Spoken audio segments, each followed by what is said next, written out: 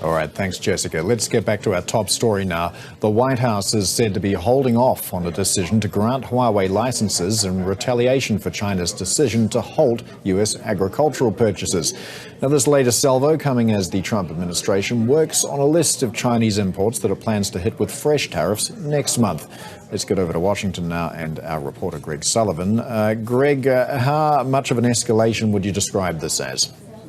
Well, this latest move is definitely an escalation. Here we have the U.S. actually holding off on decisions for licenses for companies to restart their business with Huawei. That Chinese tech giant, of course, requiring licenses to work with U.S. companies after it was blacklisted in May by the Trump administration over national security concerns. Already, this move is coming at a time of heightened trade tensions between the two countries. We saw Beijing announce that they were halting U.S. agricultural purchases.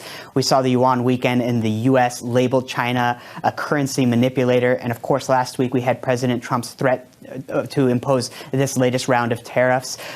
This latest move is likely to increase those tensions. And we know that the Huawei situation is very important to Chinese leadership. And this will definitely complicate the negotiations for the two countries as they look forward for a path in their trade dispute. So are we on track to see those September 1st tariffs then? So right now, the U.S. Trade Representative's Office is rushing to finalize a list of Chinese goods that would be subjected to tariffs on September 1st.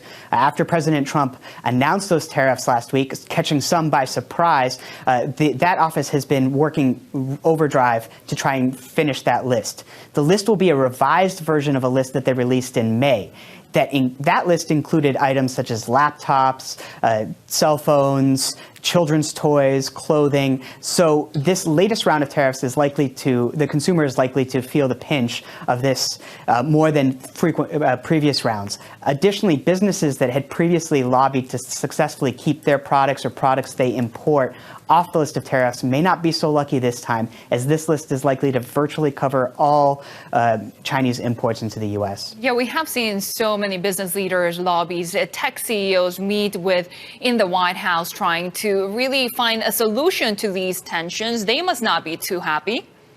Absolutely. In the business community here in the U.S., there's a lot of opposition to the tariffs. The business leaders in associations have been outspoken that tariffs are a tax on American businesses and consumers when we'll raise prices across the board. And furthermore, this has increased uncertainty, and businesses don't like uncertainty. There's the question of what is going to be on these lists when they're finally released either this week or early next week. There's also a question of timing, whether the tariffs apply to goods that have just left China or are arriving in the U.S. matters to a company that may have already inked a deal and has products in transit. That could be the difference between paying the tariffs or not. So a lot of uncertainty facing businesses from developments in the trade policy.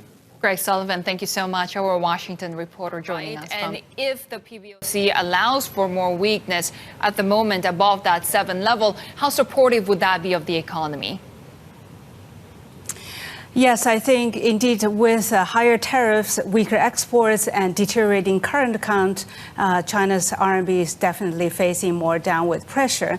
But there's, of course, resistance from the U.S., and U.S. have labeled China a currency manipulator for not pushing up or not defending the currency more than usual. And but also, I think the Chinese government, on the other hand, also do not want the currency to weaken too much. They always worry about destabilizing depreciations. So we think there's actually very limited downside to dollar CNY. We are looking at probably 7.1, just very range bound if there's no further escalation. If there is, if the tariffs on the 300 billion goes to 25%, for example, we think then the currency could go to 7.2 or even a bit more.